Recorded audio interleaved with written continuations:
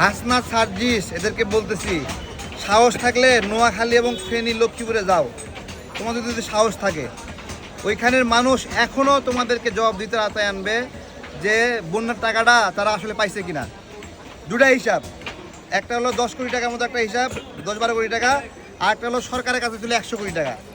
এই পুরো টাকার কয় টাকা লক্ষ্মীপুরের মানুষ পাচ্ছে, লক্ষ্মীপুরের মানুষ বলবে, আমাকে বলতে হবে না। এত বড় বড় গলা ফুলায় কথা বলে, এটা তো হবে না তো।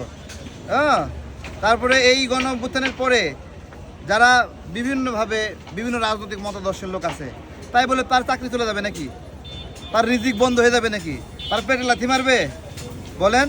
বহুত মানুষের চাকরি থেকে বাদ দেওয়া হয়েছে, এদের কেউ একটা সমালোচনা করলে চাকরি থেকে বাদ দেওয়া হয়েছে, তাই না? এগুলো কারা করছে? এগুলো জবাব দিতে পারবে? গণমাধ্যমের স্বাধীনতার কথা বলে, ওদেরকে দেখে গণমাধ্যম ভয় পায়। ওরাই সবচেয়ে গণমাধ্যমের জন্য শত্রু। গণমাধ্যমের স্বাধীনতা খর্ব করছে এরা। এরা এসে আবার নতুন করে সবক দিচ্ছে।